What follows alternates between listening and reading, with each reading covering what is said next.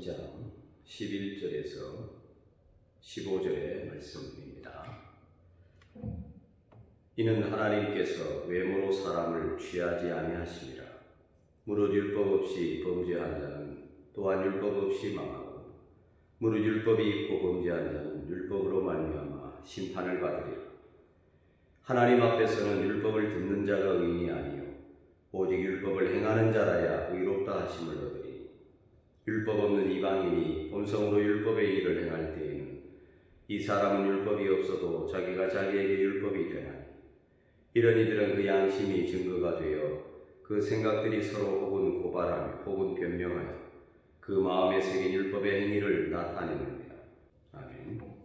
풍부한 말씀을 의지해서 로마서 산체 22번째 율법과 의라는 제목으로 말씀 상고하도록 하겠습니다. 지난 시간에 우리는 하나님은 행한 대로 심판하시고 믿음으로 구원하신다는 말씀을 상고해 보았습니다. 오늘은 이어서 계속 말씀을 보겠습니다.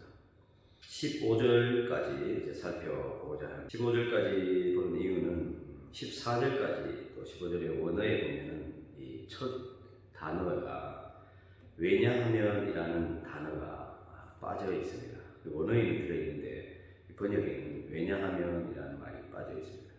11절에도 왜냐하면 하나님께서 외모로 사람을 취하지 아니하심이라. 12절에도 왜냐하면 무릇 율법 없이 범죄한 자는 이렇게 나가고, 13절도 왜냐하면 하나님 앞에서는 율법을 듣는 자가 의인이 아니다. 또 14절에도 왜냐하면 율법 없는 이방인이 본성으로 율법의 일을 행할 때에는, 이렇게 왜냐하면이라는 의미가 지금 빠져 있는데, 이 왜냐하면은 접속사인데 이 원인을 말하는 것이죠. 그러니 앞에 있는 어떤 그 사실에 대해서 그 이유를 설명하는 구절이다라고 볼 수 있습니다. 그리고 앞에서 설명하는 사실이 뭡니까? 6절에서 10절에서 주장하는 내용이라고 볼 수 있죠. 한마디로 하나님은 유대인이든 헬라인이든 이방인이든 심판을 하실 때에는 그 사람의 각 사람의 행위대로 심판하신다는 것입니다. 그가 유대인이든 헬라인이든 이방인이든 관계없이 오직 그 행한 대로 심판을 하시는 것입니다. 그리고 오늘 본 12절은 11절, 그리고 13절은 12절, 14절은 13절에 대한 그 원인을 설명하는 듯 합니다. 그래서 그런 것을 감안하고 성경을 읽으면 좀 이해가 쉽겠습니다. 왜냐하면 11절에 하나님 앞에 편견이 있지 않기 때문이다. 원어로 직역을 하면 외모로 사람을 취하지 아니하신다는 이 의미는 하나님 앞에 편견이 있지 않기 때문이다. 하나님께서는 사람을 판단하고 심판하실 때에 한쪽으로 치우치거나 어떤 선입견을 가지거나 어떤 사람의 그 얼굴을 봐서 그렇게 행하시는 것이 아니고, 하나님의 심판은 공평하다, 공명정대하다는 것을 강조하고 있습니다. 그래서 이방인뿐만 아니라 유대인도 하나님의 심판을 받을 때에는 같은 기준에서 심판을 받는다 하는 것을 의미합니다. 그리고 12절에도 왜냐하면 무릇 율법 없이 범죄한 자는 또한 율법 없이 망하고, 그리고 율법 안에서 죄를 짓는 자들은 율법을 통해서 그들이 판단을 받을 것이다 라는 의미입니다. 13절의 의미는 하나님 앞에서 율법을 듣는 자가 의인이 아니고 오직 율법을 행하는 자라야 의롭다 하심을 얻는다는 것입니다. 이제 이 13절은 12절에 대한 원인을 이야기하고 설명하고 있는 것입니다. 12절이 뭡니까? 그래서 율법 없이 범죄하는 자는 율법 없이 망하고, 율법이 있고 범죄하는 율법으로 말미암아 심판을 받는다. 왜냐하면 하나님 앞에서는 율법을 듣는 자가 의인이 아니고 율법을 행하는 자라야 의롭다함을 받기 때문입니다. 참 이스라엘 백성들은 율법을 듣는 것이 곧 순종을 의미했다는 뜻으로 볼 수 있습니다. 그런데 그들이 하나님 말씀을 두기 싫어하면서 이 듣는 것과 순종하는 것이 분리되었다고 볼 수 있습니다. 여러분, 우리 시대에도 보면 그렇지 않습니까? 이 말씀을 듣는 것과 순종하는 행위가 분리되어 있음을 통감하게 됩니다. 이것은 우리 마음에 하나님 두기를 인정하지 않기에 일어난 일인지도 모릅니다. 그러므로 우리가 하나님의 말씀을 들을 때에 지식으로 들을 것이 아니고 정말 그 말씀 앞에 겸손하게 인격적 하나님 앞에 무릎을 꿇고 순종하기 위해 그 말씀을 경청해야 되는 것입니다. 그래서 하나님의 말씀을 사모하고 하나님의 말씀 앞에 우리가 나아가서 하나님 말씀을 경청한다는 것은 지식으로 싸우려고 하는 것이 아닙니다. 그런 태도는 옳지 않습니다. 하나님의 말씀에 순종하기 위하여 우리가 하나님의 말씀을 사모하고 하나님의 말씀 앞에 나아가야 하는 것입니다. 그래서 하나님 앞에서 13절에 하나님 앞에서라는 이 말은 어떤 심판 때에 우리가 하나님 앞에 서게 된다 하는 의미라고 볼 수 있고, 또 하나는 뭐냐면 하나님의 관점에서 하나님 앞에서 하나님 관점에서 이런 의미, 이중적인 의미로 우리가 볼 수 있겠습니다. 그래서 여기서 율법을 행하는 자, 인간은 죄 때문에 한 사람도 사실은 율법을 완전히 지킬 자가 없습니다. 그래서 이 말은 율법을 행하는 자라 하는 이 말은 하나님께 믿음을 기초로 순종하는 자를 의미한다고 보겠습니다. 그래서 하나님 앞에서는 율법을 행하는 자가 의롭다 하심을 얻는다. 의롭다 하심을 얻는다. 이 원어로 보면은 이 의롭다 하심을 얻는다 하는 이것은 그 개인의 어떤 그 능력이나 열심이나 의지나 신념으로 거기에서 얻어진 결과로 의롭다 하심을 얻는다는 의미가 결코 아닙니다. 이것은 3인칭 복수 수동태입니다. 죄인을 의롭다고 하는, 무죄하다고 여기는 하나님의 그 사법적인 결정에 의해서 의로워진다 하는 것을 말하는 것이죠. 인간 스스로가 의로워질 수는 없다는 의미를 여기에 담고 있고, 오직 하나님의 의를 덧입을 때에만 인간은 의롭게 될 수가 있다는 의미인 것입니다. 그래서 여러분, 율법에 대한 이 순종, 율법에 대한 순종이라는 이 말씀도 우리가 율법 조문의 어떤 그 문자, 그것을 행하는 그것만을 의미하는 것이 아닙니다. 율법의 그 본질, 율법의 그 결국은 뭡니까? 율법 아래에 오셔서 바로 율법을 성취하신 예수님께 모든 것이 그분께 있고 그분이 완성하시고 그분에게서 이제 우리가 의로움을 우리가 찾을 수 있고 얻을 수 있음을 믿고 예수님을 의지하는 것, 그것이 바로 이 율법에 대한 순종의 결국적인 본질이다, 이렇게 말씀드릴 수 있겠습니다. 이제 14절과 15절에 보면 한글 개혁 성경과 또 영어 성경 NIV 성경도 보면 이 괄호로 이렇게 묶어놨습니다.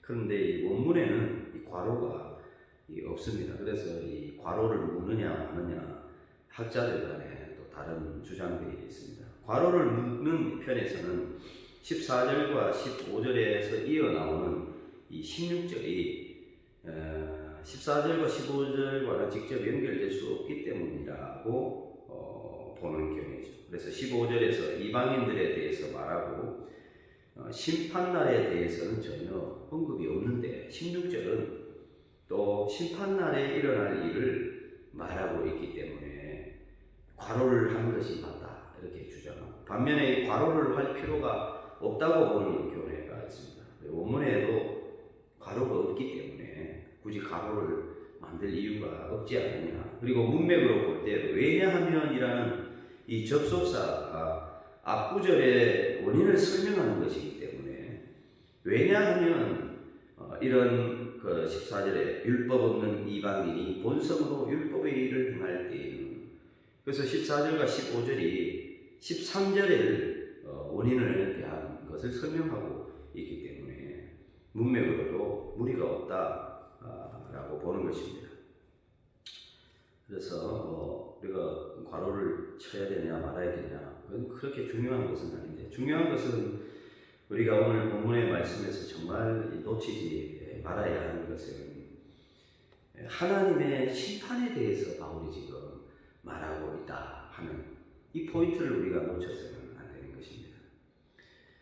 14절을 직역을 하면 이 뜻이 뭐냐 하면 왜냐하면 율법을 가지지 않은 이방인들이 본성에 의해 율법을 행할 때 율법을 가지지 않은 이 사람들은 그 자신에게 율법이 있기 때문이다. 15절은 또 직역을 하면 그들은 그들의 마음들 가운데 기록된 율법의 일을 나타낸다. 그들의 양심이 함께 증거하고 그리고 서로 간의 생각들이 고소하면서 혹은 자신을 변명하기도 한다 하는 뜻입니다. 그래서 이 14절과 15절에 대해서는 이방인들에 대한 그 정체성을 이야기하고 있습니다. 그래서 이 정체성은 어떤 정체성이냐 볼 때에 다수의 경우에는 율법에 속한 어떤 부분을 행하지만 구원을 받지 못하는 자들이다라고 보는 경향인 것입니다.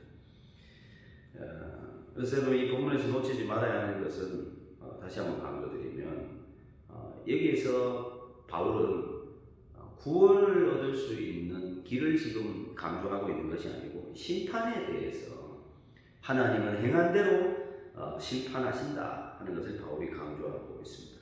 이 구절들에서 이 구원의 문제나 의에 대한 의롭다 하심에 대한 것을 찾으려고 하면 성경이 오히려 또 복잡하게 보이기도 하고 헷갈리기도 하게 될 것입니다. 사도는 구원과 의롭게 되는 것을 지금 다루고 있는 것이 아니고 하나님의 심판에 대해서 말하고자 합니다. 본문에서 유대인들은 그들이 율법을 받았다는 것, 율법을 우리는 가졌다 하는 것에 그들은 만족하고 있습니다. 그리고 그것을 자랑합니다. 하지만 다른 것은 없습니다. 그저 율법을 우리는 가졌고 율법을 우리는 소유하였다는 것을 자랑할 뿐이지 그리고 또 그들은 율법만 있으면 두려울 것이 없다. 심판은 우리와 상관이 없다는 식으로 착각을 오해를 하고 있는 것입니다. 율법을 가졌기에 심판하에 있지 않고 나사렛 예수에 대한 교리도 우리는 필요 없다. 이렇게 말하는 것입니다. 그래서 사도는 율법을 가졌느냐 안 가졌느냐 율법이 있는 나라냐 없는 나라냐 그런 나라에서 내가 태어났느냐 하는 것은 아무런 문제가 되지 않는다는 것입니다. 문제가 뭡니까? 바로 죄라고 하는 것입니다. 율법이 있고 없고가 아니라 죄를 지었느냐 아니 지었느냐 하는 것이죠. 범죄했다면 만일 그가 누구든 상관없이 율법을 가졌든 가지지 않았든 그가 누구든지 하나님 심판대 앞에서 행한 대로 심판을 받을 것이다 하는 것입니다. 유대인이냐 이방인이냐 아닙니다. 다만 그 중에 누가 더 죄가 많은가 하는 것은 따질 수가 있겠죠. 누가복음 12장 41절에서 48절에도 보면은 주인의 뜻을 알고도 예비치 아니하고 그 뜻대로 행치 아니한 종은 많이 맞을 것이고 알지 못하고 맞을 일을 행한 종은 적게 맞으리라. 무릇 많이 받은 자에게는 많이 찾을 것이요 많이 맡은 자에게는 많이 달라 할 것이니라. 이 말씀을 이 유대인과 이방인에게 적용을 하면 주인의 뜻을 아는 자들은 유대인이겠죠. 그리고 많이 가진 자들도 유대인들이겠죠. 이런 면에서 유대인은 하나님을 믿노라 율법을 가졌다고 하는 그들이 하나님의 심판대 앞에서는 오히려 율법을 가지지 않은 자들보다 하나님에 대해서 많이 알지 못하는 자들보다 더 많이 매를 맞을 것이다 하는 것입니다. 그러면 이방인은 더 유리한가? 바울의 설명을 보면 이방인들이 모세를 통해 율법을 받지 못했지만 그렇다고 그들이 무죄하다는 것은 결코 아니다는 것입니다. 이방인들도 유대인들이 모세의 율법을 가진 것과 같은 무게의 다른 율법을 그들도 가지고 있다 하는 것입니다. 그것이 뭐냐면 바로 그들 자신입니다. 그들 자신이라는 말은 그들에게 있는 이 자연인들에게 있는 이 양심을 말하는 것입니다. 비록 그들이 모세의 율법을 가지진 않았지만 여전히 양심이라고 하는 율법 아래에 그들이 있습니다. 도덕적인 그 의식을 타고난 것이죠. 가지고 있는 것이죠.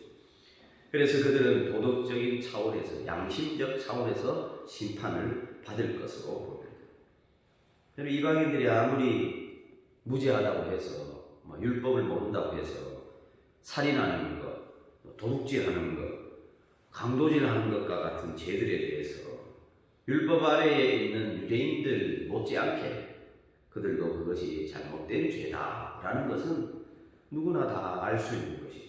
그래서 그들의 양심이 바로 증거가 되는 것입니다. 어떤 일들은 그릇되고 어떤 일들은 해서는 안 된다고 말하는 그 속에 있는 어떤 그 모니터라고 볼 수 있죠. 그래서 여러분 사람에게 양심은 매우 중요합니다. 각 사람은 양심을 속이거나 양심을 무시하면서 행복을 누리거나 자연스럽게 활기차게 살아갈 수 없는 존재입니다. 그래서 모든 사람들에게 양심의 이 자유도 소중하십니다. 그래서 본인의 양심뿐만 아니라 특히 타인의 양심의 자유를 억압할 권리는 누구에게도 없는 것입니다.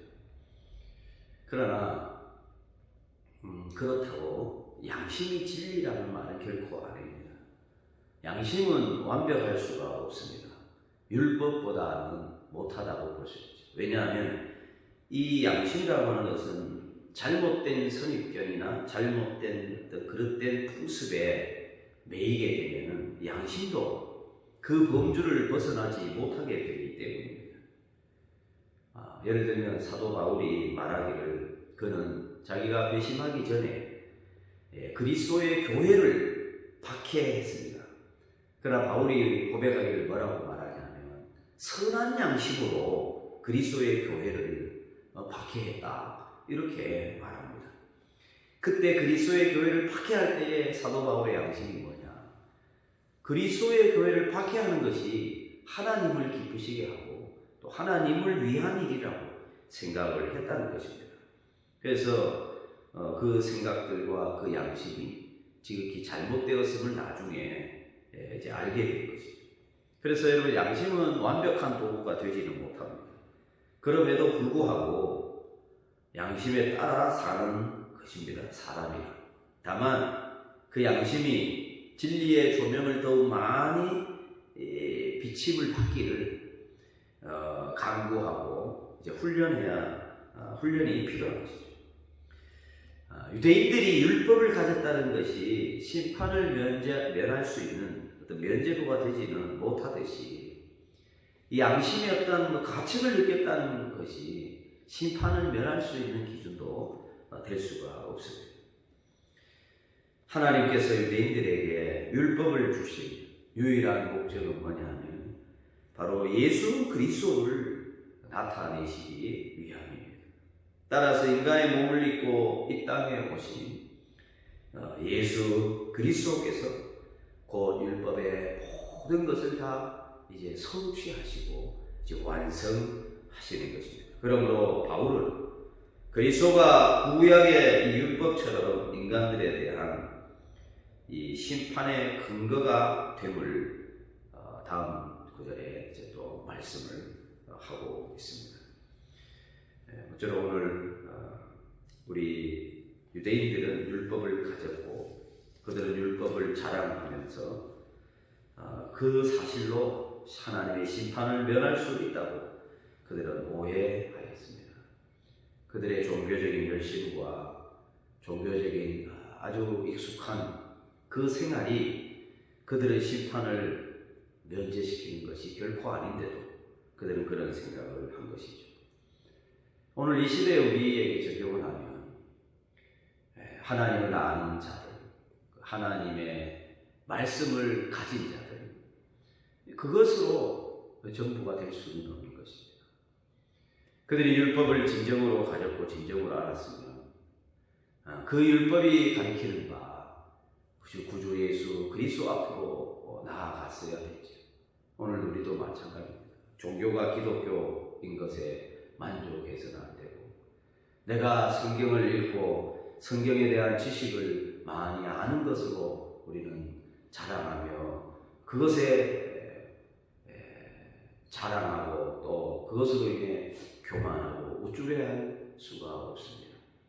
하나님의 말씀을 많이 접하면 접할수록, 하나님의 말씀을 많이 배우면 배울수록, 하나님을 아는 지식이 더해가면 더해갈수록 하나님께 대한 순종이 더해가야 결정적으로 우리 주 예수 그리스도를 더 사랑하는 자리까지 나아가야 그것이 진정 말씀을 가진 자요, 그것이 바로 하나님 말 앞에 서 있는 자다, 이렇게 말할 수가 있겠습니다.